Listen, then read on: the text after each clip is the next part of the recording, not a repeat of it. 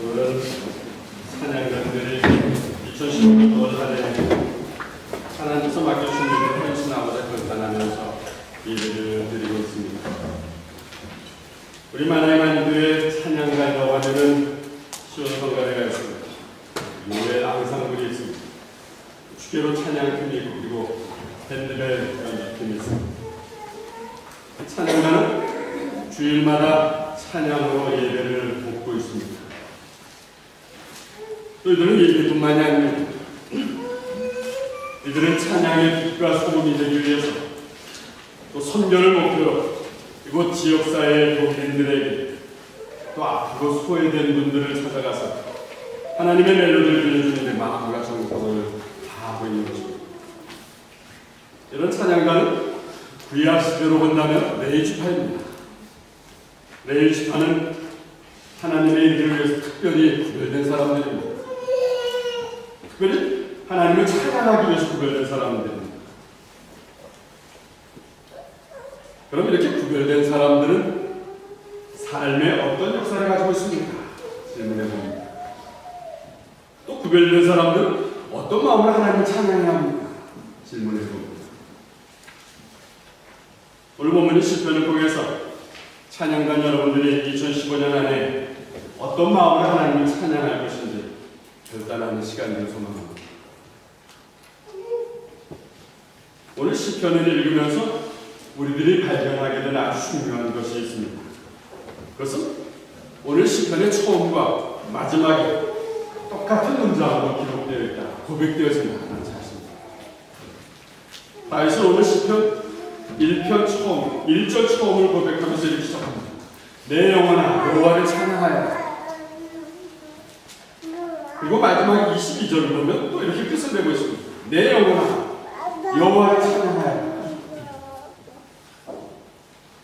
오늘 다윗의 시편 130편의 103편의 처음과 끝은 똑같은 고백입니다. 똑같은 고백을 저는 묵상하면서 나름대로 이런 결론을 맺게 되었습니다. 하나님을 찬양하는 삶이야말로 우리 모든 그리스도인들의 처음과 마지막이 되어야 합니다. 라는 사실입니다. 우리가 하나님을 나의 삶의 주인으로 인정하면서 새로운 삶을 시작할 때 우리 감격할 수 있는 고백을 합니다. 하나님, 나를 구원해 주시니 참 감사합니다. 하나님을 찬양합니다. 그리고 하나님의 사람으로 인생을 마무리할 때도 또 이런 고백을 하게 됩니다. 하나님, 한평생 하나님의 은혜 가운데 살게 하시니 감사합니다. 하나님을 찬양합니다. 그러니까 하나님을 찬양한다는 것은 우리 하나님의 사람들의 삶의 처음과 마지막에 대한다는 것입니다. 이렇게 하나님을 찬양해야 할 우리들은, 특별히 오늘 찬양단 여러분들은 오늘 다윗의 고백을 통해서 하나님을 찬양할 수밖에 없는 이유들을 발견하게 됩니다. 저는 오늘 시편을 묵상하면서 세 가지 이런 질문을 해보았습니다. 첫 번째 질문은 오늘 다윗이 고백하는 찬양이라는 것은 무슨 의미입니까? 두 번째 질문은 누가 하나님을 찬양할 수 있는 것입니까? 세 번째는 우리는 왜 하나님을 찬양해야 하는가? 첫 번째 질문으로 오늘 다윗이 고백하는 찬양한다라는 것은 과연 무엇을 의미하는 것입니까?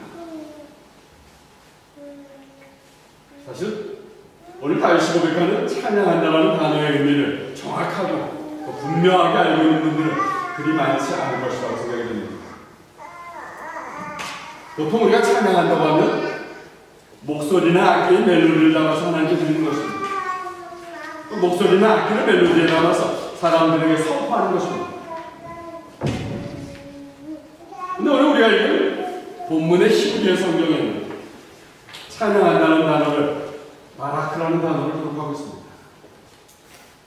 이 바라크라는 단어를 히브리어 의미 그대로 해석하면 인정한다, 감사한다 라는 두 가지 의미로 사용됩니다. 인정한다. 그럼 우리가 무엇을 인정한다는 것입니까? 하나님께서 내게 베푸신 사랑을 인정하는 것입니다. 인정한다는 것은 또 그 사랑을 잊지 않고 기억합니다 라는 의미가 되는 것입니다. 우리들이 진실로 하나님께서 내게 베푸신 사랑, 내게 베푸신 은혜를 인정한다면 그것을 날마다 기억하는 것이 당연하다는 것입니다. 찬양이라는 것은 인정하고 감사하면서 기억하는 것이다. 그런데 우리 인간은 어떻습니까? 우리 인간은 슬프게도 잊어버리는 것을 참 잘합니다. 누가 나한테 잘해준 일은 어떻습니까? 누가 나한테 잘해준 일은 하루만 지나면 다 잊어버릴 것 같습니다.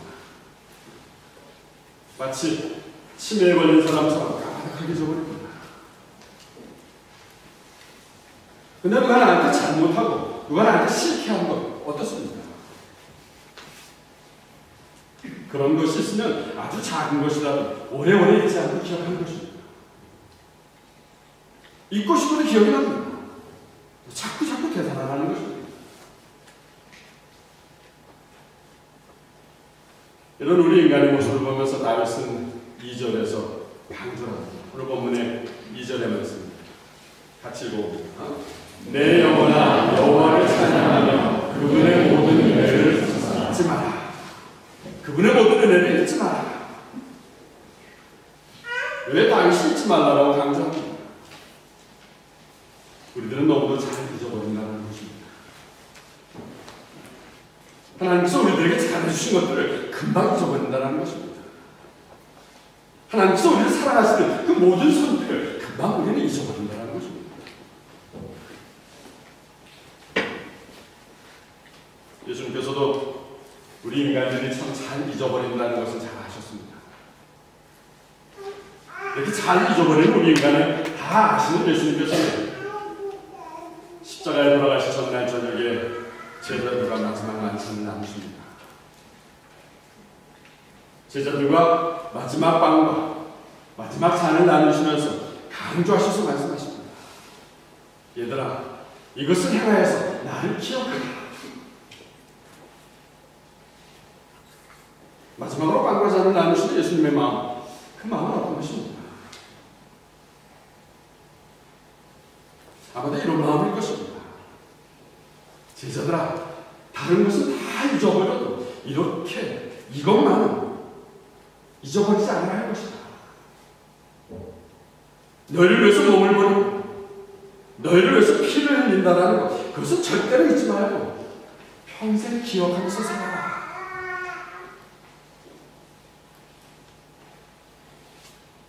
그렇습니다. 오늘 다윗이 강조하는 이 찬양이라는 것은 목소리가 아름다워서 하는 것만은 아닌 것 같습니다. 악기를 잘 다룰 수 있어서 그래서 하는 것만은 아닌 것 같습니다.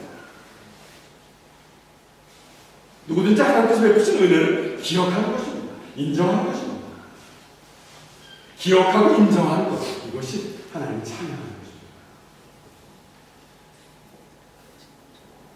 두 번째 질문해 봅니다. 누가 하나님을 찬양해야 합니까? 오늘 다윗은 1절에서부터 5절까지 나라는 단어를 사용합니다. 내가 찬양을 해야 하는 자라는 것입니다. 내 영혼아 하나님을 찬양하라.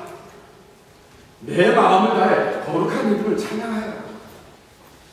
내 속에 있는 것들 하나님을 다 찬양하여라.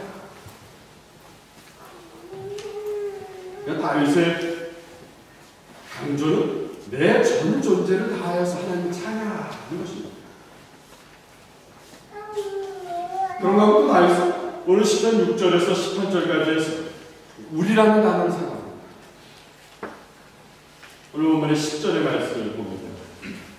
같이 읽어봅니다. 그분은 우리의 죄값을 그대로 갚지 않으시며 우리가 저지른 잘못에 따라 처벌하셨다. 우리의 죄값이다 라고 표현합니다. 14절입니다. 같이 읽어봅니다. 주는 우리가 어떻게 하나님께서 저지른지 아시며 우리가 한다는 너희의 의를 기억하십니다. 다윗은 지금 우리라는 단어를 강조합니다. 여기서 우리라는 것은 이스라엘 백성을 의미하는 것입니다. 우리라는 것은 오늘날 교회 공동체 안에 있는 하나님의 사람들을 의미하는 것입니다. 그러니까 우리는 모든 하나님의 사람을 의미하는 것입니다. 그 모든 하나님의 사람들, 우리는 마땅히 여호와 하나님을 찬양해야 한다 하는 것입니다. 그럼 좀 더 구체적으로 나는 어떤 존재입니까? 우리는 어떤 존재입니까? 다윗이 말하는 나와 우리는 인격적인 존재를 의미하는 것입니다. 인격적인 존재라는 것은 지식을 갖고 있는 존재입니다. 감정을 가지고 있는 존재입니다. 의지를 가지고 있는 존재입니다. 이것을 인격적인 존재라고 합니다. 다윗은 오늘 나나 우리가 인격적인 존재고 그 인격적인 존재만이 하나님을 찬양할 수 있다고 강조하고 있는 것입니다. 그런 인격적인 존재는 왜 하나님을 찬양해야 합니까? 인격적인 존재는 한마디로 하나님께서 베푸신 은혜를 잘 알고 있기 때문이라는 것입니다. 인격적인 존재는 그 하나님의 은혜를 알고 인정하는 사람들이라는 존재이라는 것이기 때문입니다. 그래서 다윗이 강조합니다. 그들의 모든 은혜를 잊지 마라.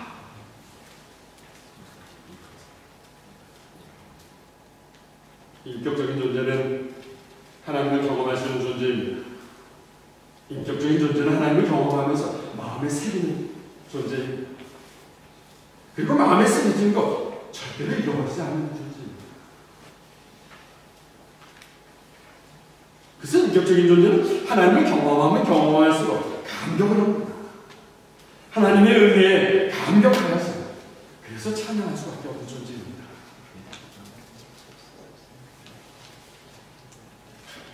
그럼 오늘 다윗이 강조하는 하나님의 모든 은혜라는 것은 어떤 것입니까? 다윗은 오늘 본문을 통해서 하나님의 은혜를 세 가지로 표현을 합니다. 먼저 하나님의 은혜는 3절에서 다윗이 표현합니다. 3절을 같이 읽어봅니다. 나의 모든 죄들을 용서하시며 나의 모든 질병을 고쳐주십니다. 다윗이 고백하는 게 하나님의 은혜라는 것은 하나님은 나의 모든 죄를 용서해 주셨습니다. 나의 모든 죄를 용서해 주셨습니다. 이보다 더 큰 은혜가 있겠습니까? 다윗은 하나님의 마음에 합한 사람이었습니다. 하나님의 기쁨으로 살아간 사람이었습니다. 이런 다윗에게 죄를 용서하신 하나님의 은혜라는 것이 과연 어떤 것입니까? 우리가 잘 알고 있는 사실입니다. 사실 다윗도 잘못한 적이 있었습니다. 하나님의 마음에 합한 삶을 살아간 다윗도 잘못한 적이 있었다는 것입니다. 다윗은 우리아를 죽입니다. 우리아를 죽이고 그의 아내 바세바를 타했던 것입니다. 그런데 다윗은 선지자 나단의 경고를 듣고는 자신의 잘못을 깨닫게 됩니다. 잘못을 깨달은 다윗은 그것이 너무도 괴로워서 침상에 눈물이 마를 날이 없었습니다. 그것을 지금 다윗은 고백합니다. 하나님은 나의 죄를 용서해 주셨습니다. 날마다 울부짖으며 회개할 때 하나님 나의 죄를 용서해 주셨습니다. 그것이 하나님의 은혜입니다. 그렇습니다. 하나님의 사람으로 살아가는 우리들도 이 세상에 살면서 알게 모르게 잘못을 저지르고 살아간다는 것입니다. 그 잘못한 것을 알면 얼마나 불안합니까? 얼마나 괴롭습니다. 너무도 괴로워서 잠을 잘 수가 없을 것입니다. 근데 그 잘못한 모든 것을 기도할 때, 고백할 때 하나님 우리의 잘못을 용서해 주시는 하나님이십니다. 그런 용서를 받는 나는 얼마나 행복한 사람입니까? 더구나 다윗은 오늘 본문에서 하나님의 은혜를 고백하면서 하나님 우리의 모든 질병을 고쳐주십니다. 강조합니다. 지금 다윗이 고백하는 죄의 용서와 질병을 고쳐주는 것은 무슨 관계가 있는 것입니까? 신약성경에 보면 예수님께서 이 관계를 설명해 주시고 계십니다. 예수님께서는 어느 날 거리를 지나가시다가 중풍병자를 만나게 됩니다. 그 중풍병자는 자신의 몸이 너무도 불편하였습니다. 그동안의 삶이 아니었던 것입니다.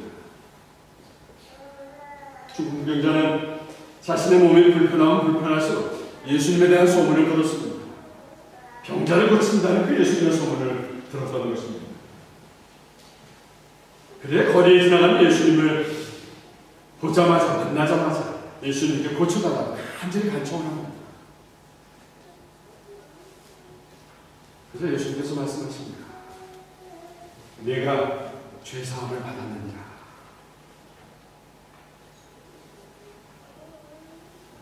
예수님의 말씀 사람들은 이런 의미를 생겼습니다. 아니 예수님께서 내 병이 나았다라고 말씀하시면 되는 것입니다. 왜 죄사함을 받는다고 말씀하십니까? 예수님의 마음은 이런 것입니다. 우리에게 필요한 본질적인 것은 병 고침이 아니라는 것입니다.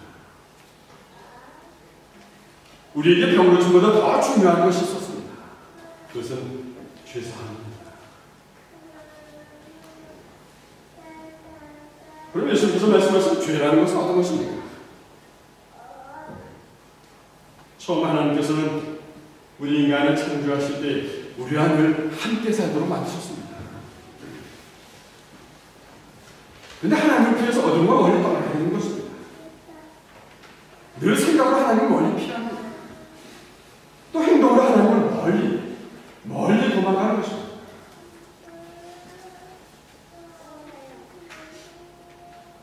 근데 어디론가 멀리 피하려고 도망가면 도망갈수록 어떻습니까?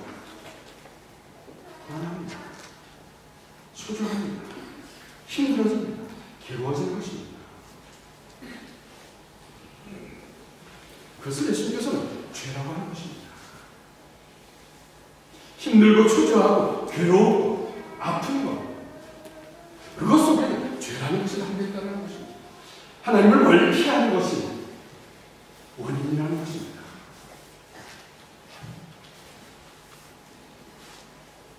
그러나 그동안 끊어졌던 하나님과 관계를 다시 회복하는 것입니다.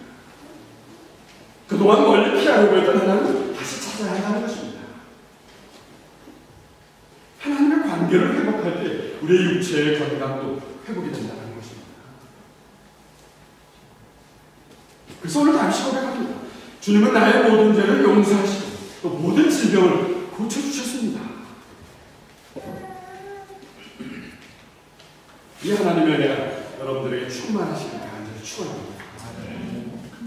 그래서 우리들이 하나님을 찬양하는 것입니다. 또 오늘 다윗은 우리가 하나님을 찬양해야 할 두 번째 이유를 강조합니다.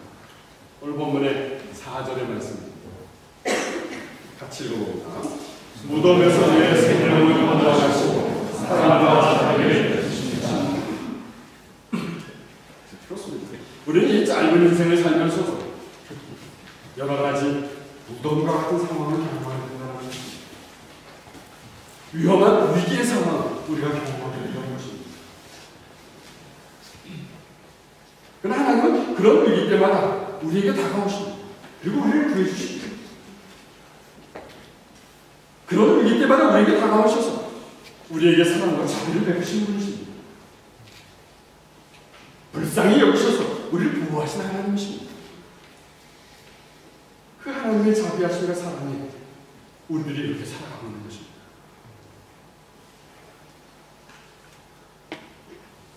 지나온 여러분들의 삶을 가만히 되돌아보시기 바랍니다.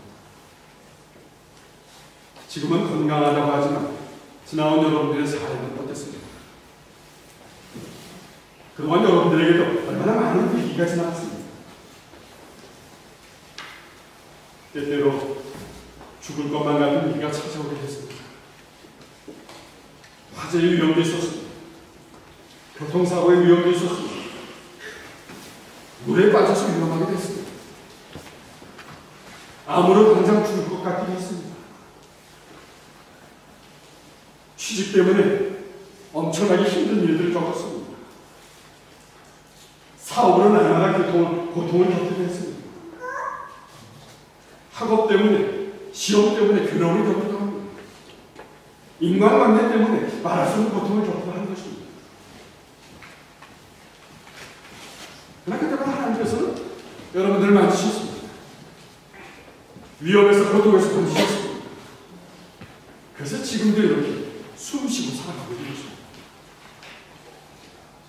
그 은혜를 생각하면 하나님을 찬양할 수밖에 없는 것입니다. 또 다윗은 오늘 본문에서 마지막 하나님을 찬양할 수밖에 없는 이유를 설정을 합니다.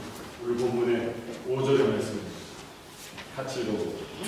주는 좋은 것으로 나의 소원을 감추어주시니 내가 독수리처럼 새롭고 힘이 넘칩니다. 오늘 5절을 보면서 다윗이 고백하는 것은 하나님은 참 좋으신 분이십니다. 하나님 우리를 용서하시는 분이십니다. 하나님 우리를 회복시켜 주시는 분이십니다. 하나님 우리를 위기에서 보호해 주시는 분이십니다. 참 좋으신 분이십니다. 뿐만 아니라 하나님은 우리의 소원을 이루어 주시는 분이십니다. 야고보서는 이 사실을 이렇게 고백합니다. 야고보서 1장 17절의 말씀 같이 읽어볼게요. 모든 선한 힘과 완전한 선물들은 이들을 창조하신 하나님으로부터 위에서 내려오는 것입니다. 여러분들의 소원들, 여러분들의 좋은 것, 여러분들의 온전한 선물들, 그것이 다 하나님으로부터 위에서 내려오는 것입니다. 하나님 우리의 소원을 들어주시는 분이십니다. 누구든지 하나님을 위해서 살겠습니다. 결단한다면 꿈을 꾸게 하시는 것입니다. 비전을 보게 하시는 것입니다. 이 꿈과 비전은 우리의 계산으로는 도저히 안 될 것 같은 것입니다. 그러나 하나님은 꿈과 비전을 주시면서 되게 만드시는 것입니다. 그래서 다시 고백합니다. 하나님은 우리의 소원을 이루어 주시는 분이십니다. 그 소원을 이루어 주시는 하나님을 오늘 다윗은 또 이렇게 표현합니다. 하나님께서 소원을 들어주시니 내 삶이 독수리처럼 새롭습니다. 내 삶이 독수리처럼 힘이 납니다. 무엇을 의미하는 것입니까? 여러분들은 이 독수리의 특성을 혹시 알고 계십니까? 이 독수리는 위기에 강한 것이 특징이라고 합니다. 위험에 처음 처할수록, 위기에 처음 처할수록 더 강해진다고 합니다. 독수리들은 위기를 한번 겪고 나면 더 강해진다는 것입니다. 힘이 세진다는 것입니다. 하나님께서 나의 소원을 들어주시니 이 독수리처럼 새롭고 힘이 납니다.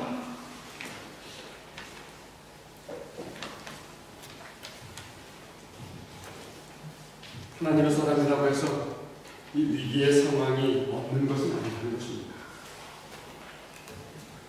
하나님의 사람이지만 수많은 위기를 겪으면서 살아가는 것입니다. 어려움을 겪습니다. 복잡한 문제에서 고통을 당할 때마다 그때마다 하나님은 우리의 삶, 우리의 계획, 우리의 그 위험한 일들을 만지셔서 독수리처럼 새롭게 하시는 것 같습니다.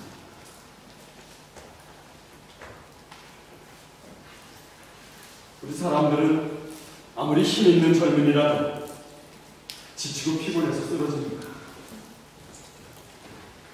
그러나 하나님을 의지하는 사람, 오늘 다윗의 고백처럼 새 힘을 얻는 것입니다.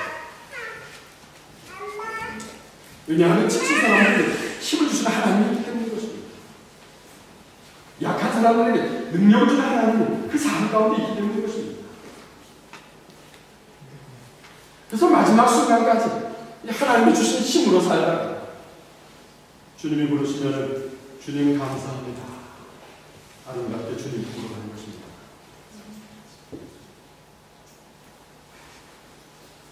우리 예수님의 삶이 그랬습니다. 예수님은 참 짧은 인생을 사셨습니다.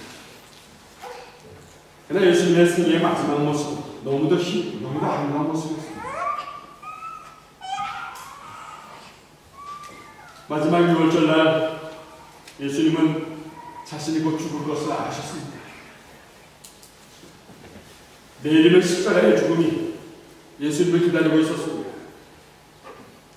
죽음을 앞둔 마지막 저녁을 예수님을 제자들과 함께 나누셨습니다. 예수님은 내일이 되면 이제 자신의 몸이 십자가에서 빵처럼 찢겨질 것을 아셨습니다. 그러나 감사하면서 제자들과 그것을 띄어서 나누어 먹습니다. 또 내일이면 예수님은 자신의 피를 흘리게 되실 것을 잘 아셨습니다. 그러나 감사하시면서 제자들에게 그것을 나누어 마시게 하십니다. 이때 예수님이 드린 감사는 이런 감사였을 것입니다. 하나님, 참 감사합니다. 내 인생에 하나님의 영광을 위해서 일하셨습니다. 감사합니다. 또 사랑하는 사람들을 섬기게 하셨습니다. 감사합니다. 또 그들을 구하기 위해서 십자가의 아름다운 제물로 드려지게 하셨습니다. 참 감사합니다.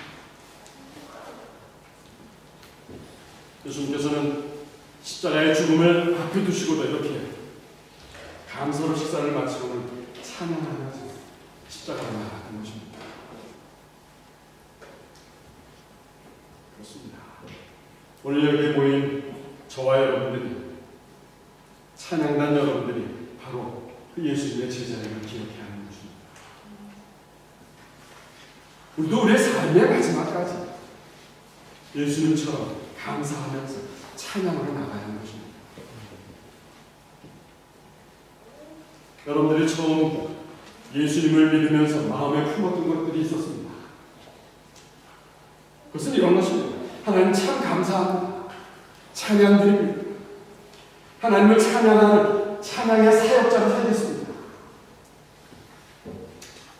이 결단으로 여러분들이 새 인생을 시작하는 것입니다. 그러니 여러분들의 삶에 이제 어떠한 상황이 다가온다 할지라도 여러분들이 처음 고백했던 그 고백과 똑같은 마음으로 똑같은 고백을 드려야 하는 것입니다. 하나님 참 감사합니다. 이 어려운 시기도 하나님 만드셔서 지나갈 것입니다. 그러니 하나님을 찬양하는 이 찬양의 사역자로 살겠습니다. 또 언젠가 여러분들이 삶을 마치는 순간에도 이 처음 고백했던 그 고백과 똑같은 마음으로 고백해야 할 것입니다. 하나님 참 감사합니다. 하나님을 찬양합니다. 나의 삶은 원래 쓸데가 없는 그런 삶이었는데 하나님 나를 세우셔서 하나님이 찬양할 수 있는 그런 찬양의 사역자로 세우셨습니다. 그 하나님의 은혜로 한평생 하나님을 찬양할 수 있었습니다. 감사합니다. 우리의 고백이 이런 고백이야 할 것입니다. 고백하면서 찬양이 나옵니다. 찬송가 311절만 부르겠습니다.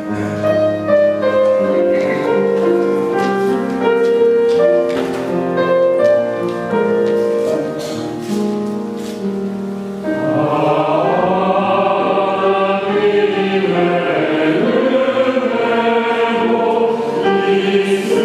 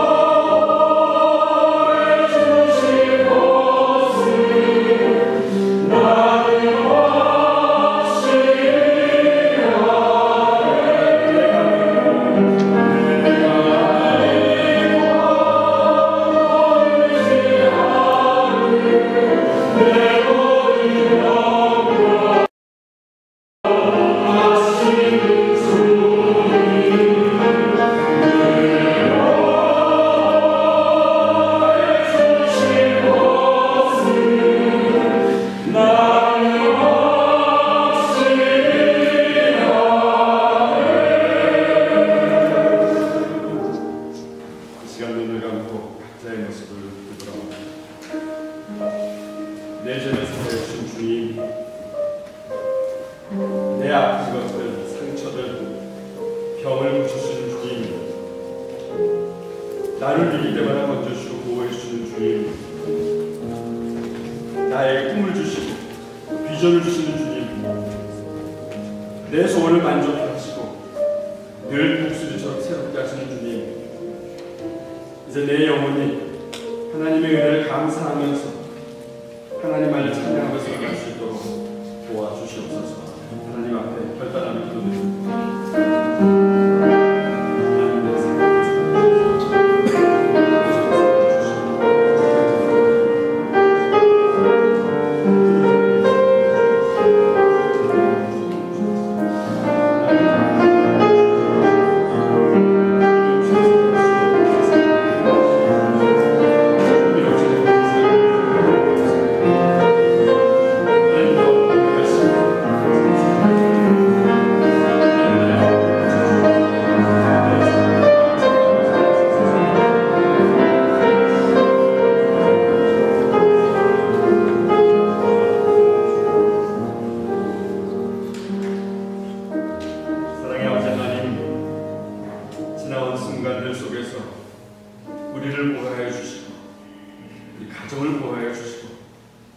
우리 자녀들을 지키시고 보호해 주시네 감사를 드립니다. 또 우리를 불쌍히 여기셔서 죄악대로 우리를 원하지 않으신 주님 감사를 드립니다. 우리의 죄악을 벌하지 않으시고 오히려 우리를 향해서 인내하시면서 여기까지 끌고 오신 주님, 그 주님의 자비와 사랑에 감사와 찬양을 드립니다. 지금까지 우리의 삶이 이제 하나님의 은혜였습니다. 우리도 인정하고 기억하겠습니다. 앞으로 우리의 삶에 고통스럽고 힘든 상황이 다가올지라도 하나님의 은혜와 사랑을 기억하면서 마음을 다해 찬양하겠습니다. 주님, 우리가 피곤할 때마다 새 힘을 주시고 그래서 날마다 독수리처럼 날개를 치고 나르면서 하나님 안을 찬양하는 삶이 되도록 도와주시옵소서. 예수님의 이름으로 기도드렸습니다.